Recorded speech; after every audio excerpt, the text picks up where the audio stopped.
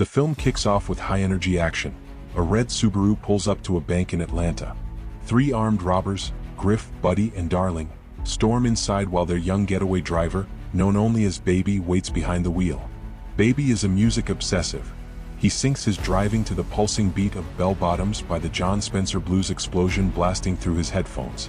When the crew rushes back with the cash, Baby peels out, weaving masterfully through traffic and evading pursuing police cars. He even fools a helicopter by swapping places with identical red cars under a bridge, then ditches the vehicle in a parking garage and switches to a clean getaway car. Later, Baby grabs coffee for the team while grooving to Harlem Shuffle. They meet their boss, Doc, a sharp, calculating crime planner, at a warehouse.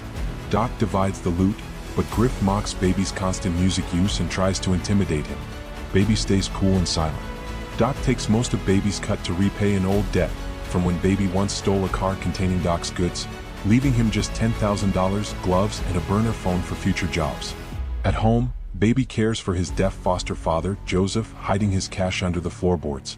Joseph urges him to quit crime.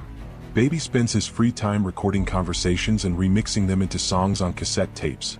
One special tape labeled Mom holds memories of his late mother. As a child, Baby lost both parents in a car crash during an argument, leaving him with permanent tinnitus, a constant ringing in his ears that he drowns out with music. One day at a diner, Baby spots a charming waitress named Deborah singing to herself. He secretly records her humming, sparking their first conversation. Later, he tracks down the song Baby by Carla Thomas at a record store. Doc calls with one final job to clear Baby's debt. The new crew includes the volatile Bats, Loose Cannon JD, and Eddie No-Nos. Doc explains Baby's music habit stems from the tinnitus. During the briefing, Bats doubts Baby is paying attention, but Baby recites every detail perfectly while listening to his tunes. The heist targets an armored truck. Bats kills a guard in cold blood, horrifying Baby. During the escape, an armed bystander, a former Marine, pursues them in his truck. Baby swerves to stop Bats from shooting the man, then loses him by driving along train tracks. Stuck in traffic, they carjack a woman with her infant in the back, abandon the vehicle, and switch cars again. Bats accuses Baby of sabotaging the shot on purpose. Back at the meetup, JD is missing, killed by the crew because his lost gun could trace back to them. Baby is forced to dispose of the body at a junkyard, triggering painful childhood flashbacks. Baby returns to the diner and bonds more with Deborah. She learns his name is Baby and finds it adorable. They share stories at a laundromat. He opens up about his tinnitus and parents' death. Inspired by Joseph, Baby quits crime, takes a legit job as a pizza delivery driver, and dates Deborah openly. One night at a nice restaurant, Doc spots them and coerces Baby into one last post office heist, threatening harm to Deborah and Joseph if he refuses. Baby scouts the location with Doc's young grandson Sam, who surprisingly helps catalog security details. Baby plans to flee with Deborah afterward. Doc assembles a crew, Buddy, Darling, and Bats, breaking his own rule against repeating teams. They buy guns from an arms dealer, the Butcher, but Bats suspects a setup and starts a shootout, killing the dealer and his crew, later claiming they were undercover cops. Darling is wounded. Bats tosses a grenade to destroy evidence. On the way back, Bats forces a stop at the diner. Deborah serves them discreetly, but Bats pulls a gun to skip the bill. Baby intervenes, and Bats realizes the connection. Baby leaves Deborah a note. Road trip. 2 a.m. Doc wants to cancel the heist after the botched arms deal draws heat, but the crew insists. That night, Baby tries to sneak away to meet Deborah, but Bats and Buddy catch him, knock him out, and discover his recording habit. The next morning, the post office robbery goes ahead. Baby warns the friendly cashier from the scout visit to stay out. Chaos erupts.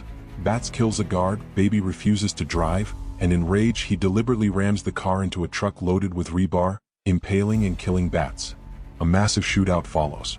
Darling is killed by police. Buddy and Baby flee separately. Baby changes clothes in a mall but gets spotted, steals cars, and evades capture while showing small kindnesses, like returning an elderly woman's purse. He finds his apartment ransacked and Joseph injured.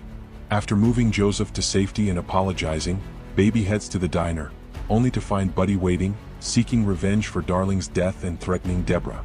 A cop enters. In the confusion, Baby disarms Buddy and shoots him. Buddy kills the cop anyway. Baby calls Doc, who initially cuts ties but relents when he sees Deborah. At Doc's, Baby trades stolen money for his tapes and escape cash.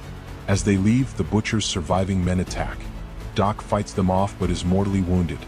Buddy, in a stolen police car, runs Doc down and chases Baby and Deborah through a parking garage.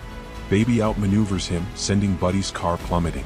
Buddy survives momentarily, shoots near Baby's ear, worsening his hearing, and grabs Deborah. But Baby shoots him in the leg, causing him to fall onto the burning wreckage below and die. The next morning, Deborah drives them out of town while playing Baby's mom tape. They hit a police roadblock.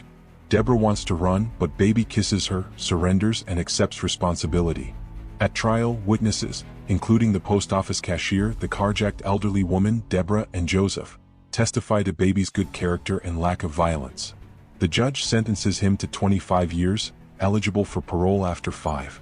In prison, Baby receives loving postcards from Deborah about future trips. 5 years later, he's released and reunites with her in an emotional embrace.